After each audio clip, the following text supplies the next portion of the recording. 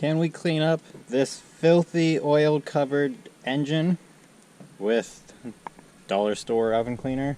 Well, let's plan at least. I'll get you a close up in here. It is caked. Oil absolutely everywhere.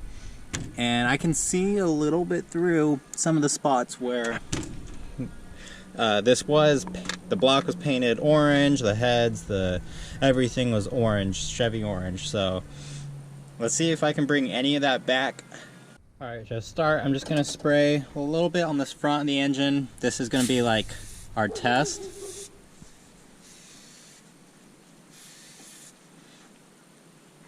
And it's sudsing up, doing its thing. Give it a few minutes. I'm going to agitate it a little bit because there's a ton of caked oil on there, and then rinse it off. Alright, it's been just a few minutes, so just gonna agitate it. And it is really on there. But if you saw, it started turning a little bit like green, getting some color in the foam. That's good. That means it's breaking down the oils. But I have a feeling there's a lot of layers in here.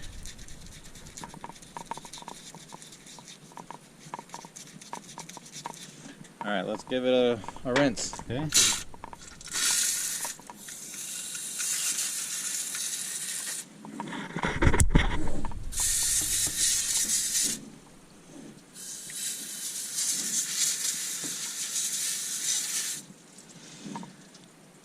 This is going to take a little bit.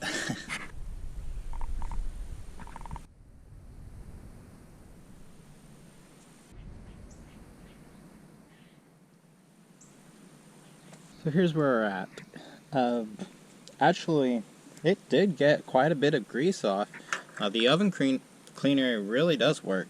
This was all caked in grease, and now it's no longer oil and grease or anything. There was so much in here that, in like the tight, hard to reach spots, I'm just not going to be able to get. Not without disassembling the engine. Now, spoiler, that is coming up. But you've probably already seen those videos by now. Let's fast forward to I have the engine all disassembled. And the engine is all torn apart. So now we have access to the front of the engine. Wasn't really planning on going this far, but you'll see another video why I ended up going this far. But let's spray some oven cleaner on the front of the engine. Let's see how much we can actually clean up, because it is filthy.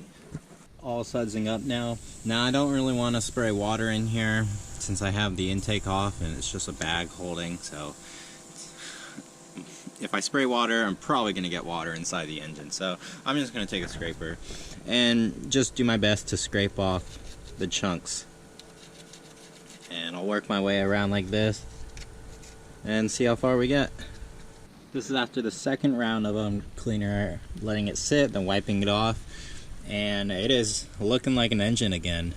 The cast iron part is showing through. Of course, the paint was just flaking off. Now just the timing cover has this oil caked in it. Problem is, won't be able to really do the timing cover without removing the harmonic balancer. If I do that, I might as well replace the front seal and the timing cover seal. Yeah, this is just, it's a rabbit hole, and I'm trying to avoid the rabbit hole as best as I can, but you know, some things are worth doing, some things are just kind of part of it. So, gonna keep hitting it with oven cleaner, see if we can clean up the timing cover just a little. And there we have it. The engine is just about completely degreased. Now, there's still the nooks and crannies and the timing cover, but timing cover is, the paint is flaking, and I'd rather it look like this than be a bunch of flaked paint. But the rest of the engine has that cast iron natural look. Looks pretty good. I think I am happy and I can settle with this.